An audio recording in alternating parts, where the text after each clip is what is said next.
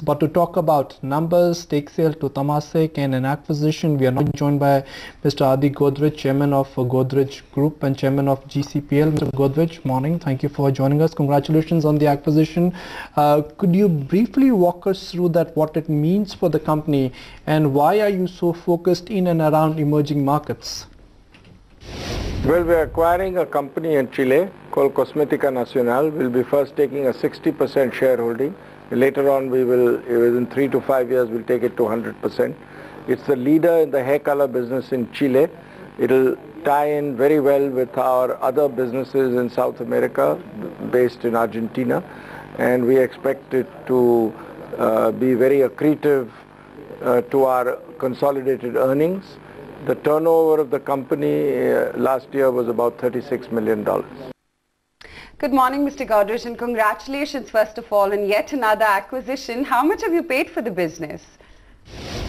But that's a confidential, so I won't confidential matter, so I won't be able to elaborate on that. Fair point. But the other development, Mr. Godrej, of course, is of Temasek investing in GCPL. Take us through the rationale of this investment. So at our board meeting this afternoon, our board approved of a private placement that Temasek will make in Godrej Consumer Products at a price of 410 rupees a share of about 685 crore. And this should be completed in a couple of months' time. Mr. Godrej, a follow-up question to that. So why did the board prefer the stake sale route versus a QIP route? And how will this stake sale reduce the total debt on the books of Godrej Consumer?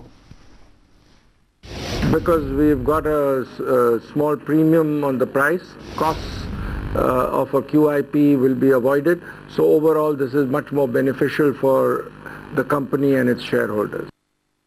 Mr. Godrej, coming back to your quarterly numbers, it's been a fabulous quarter. What have your margins looked like and how do you see them going forward? So GCPL has an excellent performance in the third quarter. Our sales, consolidated sales increased by about 36%, and our consolidated net profit after minority interest increased by about 41%. So we had a superlative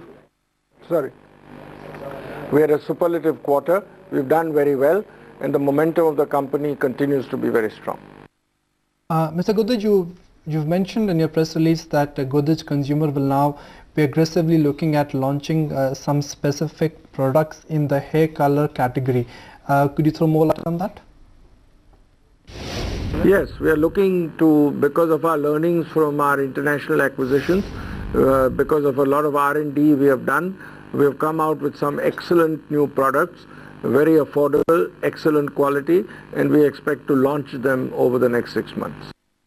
Mr. Godrej, we've seen a slew of acquisition announcement by Godrej in the recent past. Could we be hopeful of further acquisition news flow as well?